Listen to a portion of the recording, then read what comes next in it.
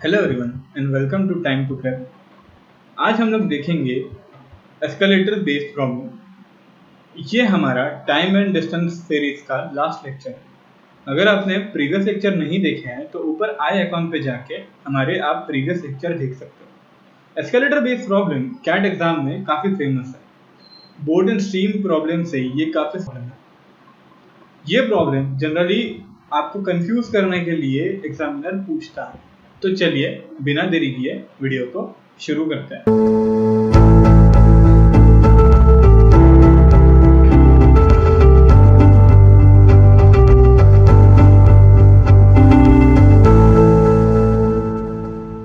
अब escalator based जो problem होता है ये बोर्ड एंड स्ट्रीम से काफ़ी सिमिलर होता है। जैसे कि बोर्ड एंड स्ट्रीम में अप स्ट्रीम और डाउन स्ट्रीम होता है, इसी तरह इस चीज में भी escalator and man moving in the same direction, escalator and the man moving in the opposite direction, ऐसे टाइप की कंडीशंस होती है।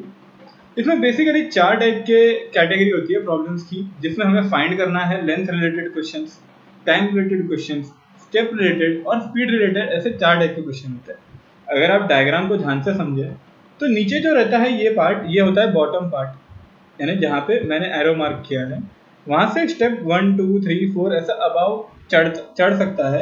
अगर एस्केलेटर मूविंग अपवर्ड रहा तो इसे हम लोग काइंड ऑफ डाउन स्ट्रीम बोलेंगे।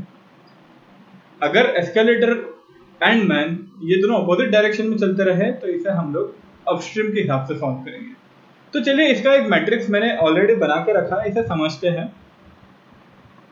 यहाँ क्या होता है, अगर एस्केलेटर चल रहा है, एस्केलेटर की स्पीड को हम लोग हमेशा E से रिप्रेजेंट करेंगे और मैन क्लाइंबिंग की स्पीड को हम हमेशा M से रिप्रेजेंट करेंगे। तो अगर मान के चलिए मैन अपवर्ड चल रहा है और एस्केलेटर भी अपवर्ड जा रही है, तो यहाँ हम लोग जो डाउनस्ट्रीम का रूल जैसे बताया मैंने, both are moving in the same direction अगर होगा तो हमेशा एडिशन करेंगे, चाहे वो अपवर्ड जाए कि डाउनवर्ड जाए। मतलब अगर अपवर्ड रहा तो दोनों का समीशन लेना है इफेक्टिव स्पीड के लिए, डाउनवर्ड रहा तो भी दोनों का एडिशन लेना है इफेक्टिव स्पीड के लिए। सिमिलरली अगर ये मिसमैच हो, यानी एक अपवर्ड जा रहा है दूसरा डाउनवर्ड जा रहा है, पहली कंडीशन में समझते हैं मैन जो है ये डाउनवर्ड जा रहा है और एलिवेटर जो है वो अपवर्ड जा रही है, तो उस कंडीशन में m माइनस ई ले लेंगे, ये इफेक्टिव स्पीड हो जाएंगी। दूसरी केस में भी अगर एस्केलेटर जो है हमारी या एलिवेटर जो है वो हमारी डाउन जा रही है और मैन जो है ये अपवर्ड जा रहा है, तो इस कंडीशन में भी हम लोग m माइनस ई लेंगे। ये हमेशा हमें ध्यान रखना है। जो पहला न्यूमेरिकल हमें दिया गया है उसमें बोला है Anil takes 90 second to move an escalator which is moving downward and he takes 30 seconds to move down the same escalator. How much time will he take to go up or down when the escalator is switched on?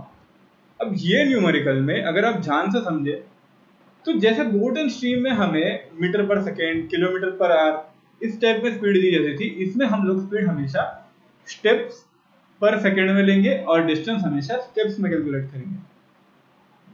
तो चलिए देखते हैं इस part का solution. यहाँ हमें क्या क्या दिया है, यहाँ हमें 2 टाइप की टाइम दी है। पहला टाइप का टाइम क्या है, अनिल को 90 सेकेंड लगता है टू मूव अप जब एस्केलेटर जो है वो डाउन जा रही है, यानी ये अपोजिट डायरेक्शन वाला पार्ट है।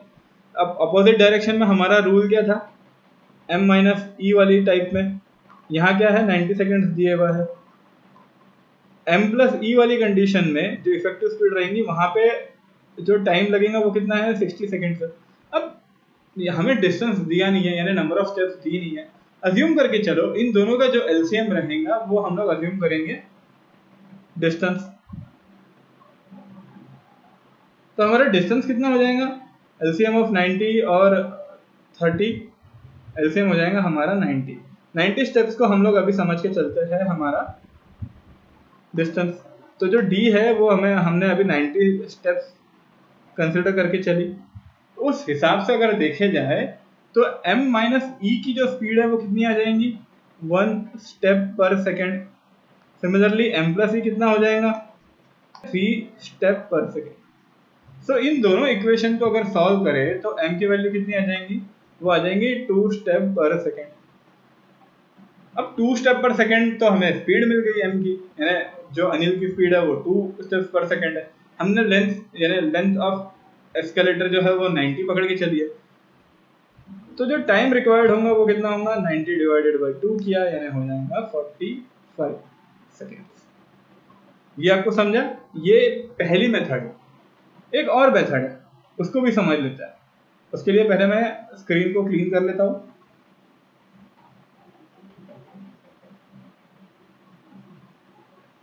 ठीक है, अब दूसरी जो मेथड है, जो शॉर्टकट है, वो उससे हम लोग कैसे सॉल्व करेंगे ये क्वेश्चंस को। अब समझ के चलिए, पहली जो स्पीड मैंने दी थी वो क्या थी, m-e थी। उसका टाइम कितना था, 90 सेकेंड्स था। दूसरी जो स्पीड होंगी वो थी m+e, उसका टाइम था 30 सेकेंड्स। और ये दोनों कंडीशन के बीच में एक होती है मैन की खुद की स्पीड। जब एस्केलेटर बंद रहेगा उसकी स्पीड क्या रहेंगी, ये हमें ढूंढनी है। अब अगर आप ध्यान से देखें तो m-e, m और m+e जो है, ये तीनों चीजें जो है ये क्या है, ये है एपी में। अगर टाइम एपी में है तो जो स्पीड रहेंगी वो क्या रहेगा, वो रहेगा हमेशा एचपी में। तो स्पीड जो है, स्पीड हमेशा एचपी में रहेंगी। तो हम स्पीड कैसे निकाल सकते हैं, स्पीड निकालने का टाइप क्या रहेगा, क्योंकि डिस्टेंस तो कांस्टेंट है, तो time is inversely proportional to speed हो जाएगा। तो इनवर्सली प्रोपोर्शनल किया तो क्या हो जाएगा, 2 × 90 कर लो, इंटू 30 कर लो, और नीचे 90 + 30 करके इसको सॉल्व कर लो। इसको आप सॉल्व करेंगे तो आंसर क्या आ जाएगा, 90 × 30 अपॉन 120 किया। इसको जब आप सॉल्व करेंगे तो आपका आंसर आ जाएगा फिर से 45। समझा आपको? अगर यहाँ तक की वीडियो आपको पसंद आई है तो प्लीज़ वीडियो को लाइक कर दीजिए, हमारे चैनल को सब्सक्राइब कर लीजिए, और बाजू में दिए गए बेल आइकन को भी प्रेस कर दीजिए ताकि आने वाली वीडियो की नोटिफिकेशन आपको मिलती रहे। चलिए देखते हैं अगला numerical.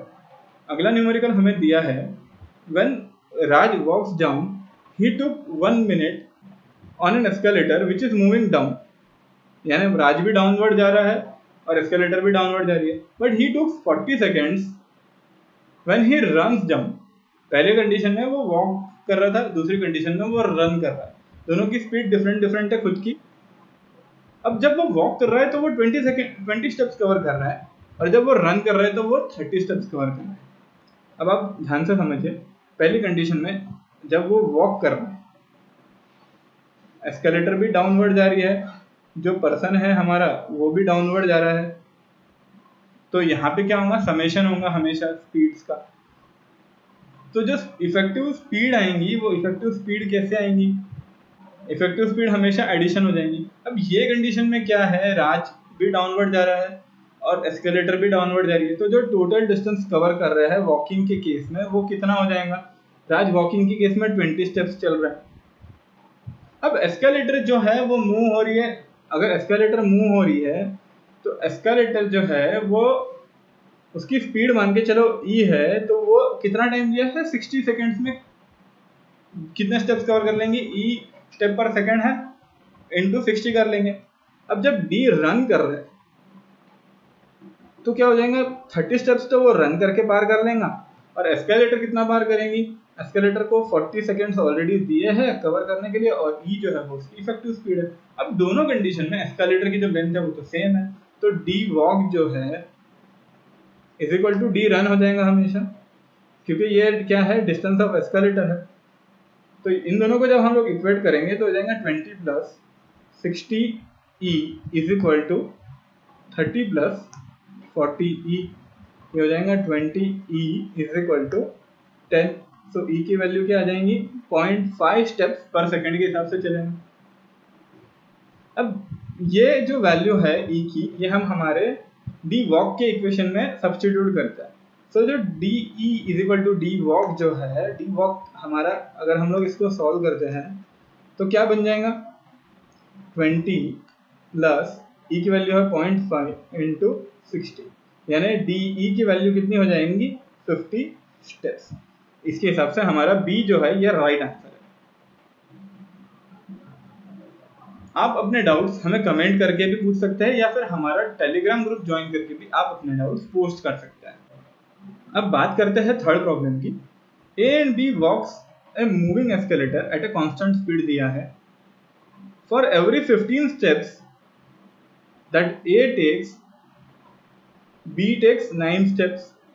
How many steps would each have to climb when the escalator is switched off, given that A takes 150 and B takes 120 steps to climb the moving escalator respectively.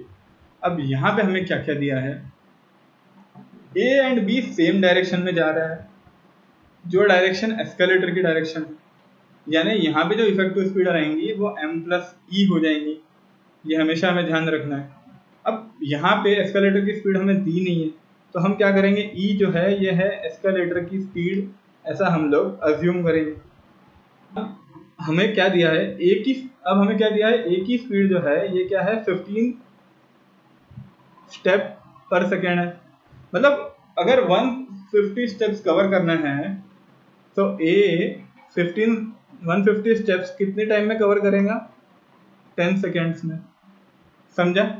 तो जब ए के साथ में एस्केलेटर मूव हो रही है तो ए कितना डिस्टेंस कवर करेगा, तो ए कवर करेगा 150 स्टेप्स खुद कवर करेगा, प्लस एस्केलेटर कितना कवर करेंगी, ई इंटू 10। सेकेंड कंडीशन में जो बी हमें दिया गया है, बी कितनी स्टेप्स कवर कर रहा है, 9 स्टेप्स कवर कर रहा है। अब बी 9 स्टेप्स कवर कर रहा है और टोटल स्टेप्स कितनी कवर कर रहा है, 9 स्टेप्स पर सेकंड कवर कर रहा है, स्पीड से चल रहा है। तो अगर बी 9 स्टेप्स पर सेकंड के हिसाब से चल रहा है और 120 स्टेप्स कवर कर रहा है, तो उसे कितना टाइम लगेगा, तो हो जाएगा 120/9 सेकेंड्स लगेंगे। सो इस कंडीशन में जो हमारा डिस्टेंस कवर होगा वो हो जाएगा 120 प्लस 120/9 ई। दोनों इक्वेशन को जब इक्वेट करेंगे तो ई की वैल्यू क्या आ जाएंगी, ये 150 plus 10e is equal to 120 plus 120/9 E. इन दोनों को सॉल्व करेंगे तो ये हो जाएगा 30 इज इक्वल टू 30e/9, यानी ये 30 कैंसिल हो जाएगा और जो e की वैल्यू है, e की वैल्यू क्या आ जाएंगी, e की वैल्यू आ जाएगी 9। अब e की वैल्यू जब हमें 9 मिली तो हम e की वैल्यू जैसे ही सब्स्टिट्यूट करते हैं इक्वेशन 1 में, तो वैल्यू क्या आ जाती है, जो डिस्टेंस है हमारा, यानी एस्केलेटर की जो हमने लेंथ क्लाइम की है वो कितने स्टेप्स थी, वो हो जाएंगी 150 प्लस 90, यानी कि 240 स्टेप्स। हमारा बी जो है ये राइट आंसर है। अब नेक्स्ट जो प्रॉब्लम है, जैसे यहाँ पे दोनों पर्सन सेम डायरेक्शन में चल रहे थे, सेकंड कंडीशन में दोनों पर्सन ऑपोजिट डायरेक्शन में चल रहा है। अब यहाँ हमें क्या दिया है, x can take 10 steps, y can take 7 steps. x mischievously starts climbing down an escalator that is moving upward, and at the same instant y starts climbing up the same escalator. They meet after 5 seconds. If the escalator work at a steady speed of 4 steps per second, then how many steps are visible when the escalator is stopped? अब ये condition में हमें क्या क्या दिया है, हमें दिया है x का जो स्पीड है वो कितना दिया है 10 स्टेप्स पर सेकेंड, y का स्पीड जो दिया है वो दिया है 7 स्टेप्स पर सेकेंड, एस्केलेटर का जो स्पीड दिया है वो दिया है, कितना दिया है, 4 स्टेप्स पर सेकेंड। अब सबसे पहले ये समझ लीजिए y जो है ये ऑपोजिट डायरेक्शन में चल रहा है, तो इफेक्टिव स्पीड ऑफ x जो है वो क्या हो जाएंगी 10 - 4, यानी यहाँ पे हो जाएंगी 6 स्टेप्स पर second. Similarly effective speed of y क्या हो जाएंगी 7 + 4, यानी यहाँ पे हो जाएगा 11। अब यहाँ 7 + 4 किया तो कितनी हो जाएंगी 11 स्टेप्स पर सेकेंड जो है ये स्पीड ऑफ y हो जाएगा। अब दोनों की इफेक्टिव स्पीड जो है ये दोनों अपोजिट डायरेक्शन में चल रहा है। अब अपोजिट डायरेक्शन में जब भी हमारे ऑब्जेक्ट चलते हैं तो हम लोग इफेक्टिव स्पीड क्या लेते हैं, एकदम सिंपल है, जब अपोजिट डायरेक्शन में दो लोग चलते हैं तो हम उसकी इफेक्टिव स्पीड लेते हैं x + y, यानी कि इफेक्टिव स्पीड क्या हो जाएंगी 6 + 11, ये हो जाएगा 17 स्टेप्स पर सेकंड के हिसाब से। अब 17 स्टेप्स पर सेकंड के हिसाब से तो इफेक्टिव स्पीड हो गई। अब दोनों का मीटिंग टाइम कितना दिया है, 5 सेकंड्स दिया है, तो 5 सेकंड्स तो टाइम दिया है। सो जो डिस्टेंस हमें कैलकुलेट करना है वो डिस्टेंस कितना हो जाएगा, स्पीड इंटू टाइम करेंगे तो हो जाएगा 17 इंटू 5 किया, यानी आंसर आ जाएगा हमारा 85 स्टेप्स, यानी ऑप्शन मार्क करेंगे हम लोग सी। अगर आपको हमारे इस लेक्चर या टाइम एंड डिस्टेंस रिलेटेड कोई भी लेक्चर में कोई भी डाउट है तो आप हमें टेलीग्राम ग्रुप पे पोस्ट करके पूछ सकते हैं या हमें कमेंट करके भी पूछ सकते हैं। सो फ्रेंड्स, ये तो था हमारा टाइम एंड डिस्टेंस सीरीज का आखिरी लेक्चर एस्केलेटर से रिलेटेड। ये लेक्चर में हम लोगों ने कवर किया कैसे हम लोग इफेक्टिव स्पीड निकाल सकते हैं और कैसे 2 पर्सन मूविंग अपवर्ड रहे या 1 person moving upward 1 person moving downward रहा, तो कैसे हम लोग बोट एंड स्ट्रीम से एस्केलेटर्स के प्रॉब्लम को रिलेट करके सॉल्व कर सकते हैं। होप टाइम एंड डिस्टेंस की ये जो सीरीज है हमारी, ये आपको पसंद आई होंगी। अगर ये सीरीज आपको पसंद आई है तो हमारे सारे वीडियोस को एक थम्स अप दे दीजिए एंड हमारे आने वाले वीडियोस की नोटिफिकेशन के लिए आप हमारे चैनल को सब्सक्राइब करके रखिए। आप हमारे सोशल मीडिया हैंडल्स भी फॉलो कर दीजिए ताकि आपको नोट्स और शॉर्टकट ट्रिक्स जानने के लिए कोई दिक्कत ना हो। तो चलिए मिलते हैं एक नए टॉपिक के साथ अगले वीडियो में। Till then keep learning.